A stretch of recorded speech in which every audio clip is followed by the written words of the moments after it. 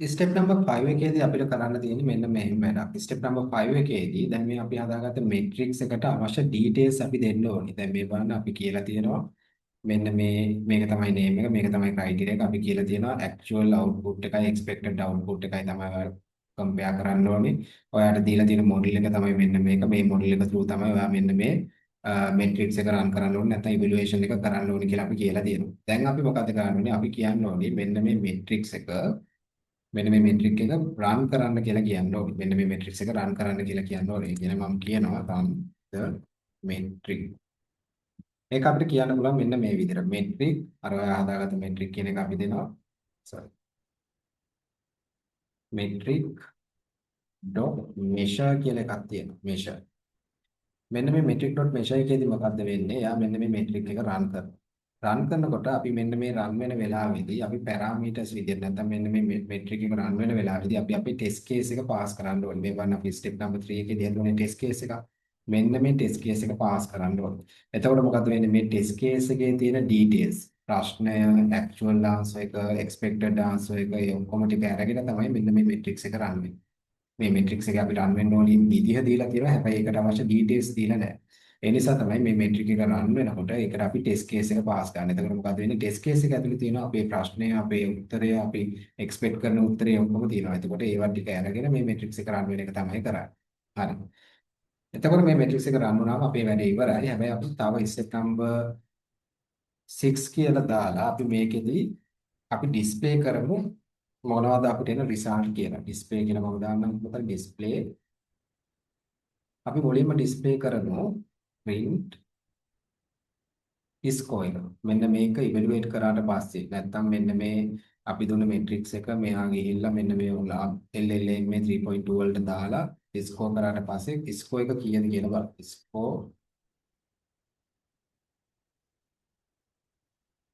metric dot score කියන එක metric dot score කියන එකෙන් අපි ස්කෝර් එක ගන්න පුළුවන්.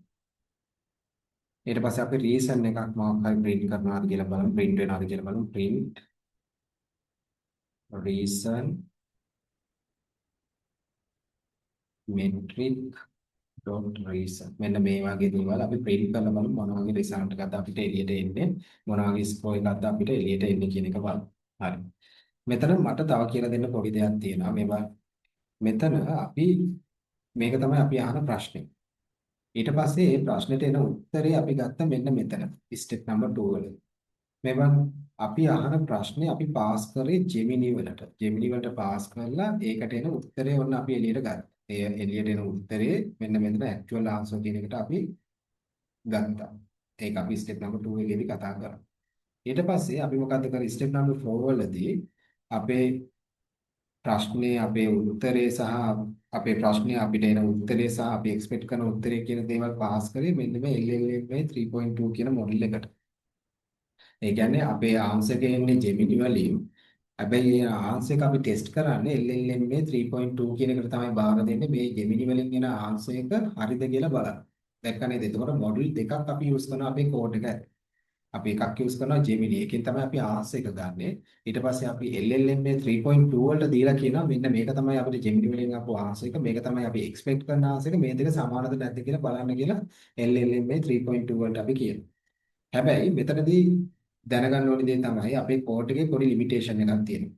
ඒක තමයි ඔයාලට මතක ඇති අපේ ඇත්තටම තියෙන්නේ එක මොඩල් එකයි තමයි රන් වෙන්නේ. මේ වань අපේ දැනට තියෙන්නේ ඔලාම එකේ රන් වෙන්නේ LLMA 3.2 කියන එක විතරයි රන් වෙන්නේ.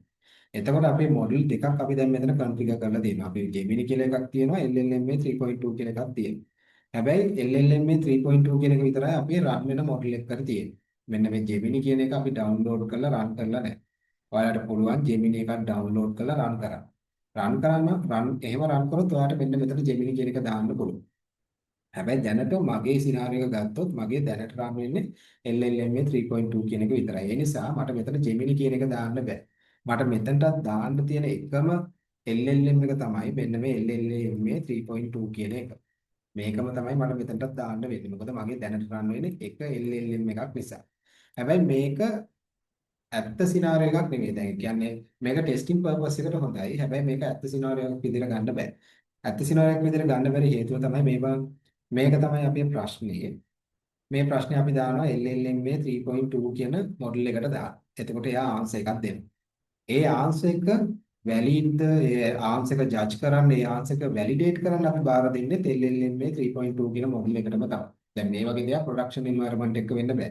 ඒ කියන්නේ අපි එකම මොඩල් එකකින් ආන්සර් එකක් අරගෙන ඒ ආපු ආන්සර් එක ඒ මොඩල් එකටම දීලා අහනවා මේක සමානද මේක හරිද මේක වැලිඩේට් කරලා බලන්න මේක සක්සස්ද නැද්ද කියලා අපි ඒ මොඩල් එකටම දෙනවා. ඒ නිසා මේ වගේ සිනාරියක් ඇත්තම ටෙස්ටිං පර්පස් එකට හොඳයි. හැබැයි වැලිඩේට් ප්‍රොඩක්ෂන් එන්වයරන්මන්ට් එකක් ගත්තොත් අපිට මේක කරන්න බැරි වැඩක් සහ නොකරන වැඩක්.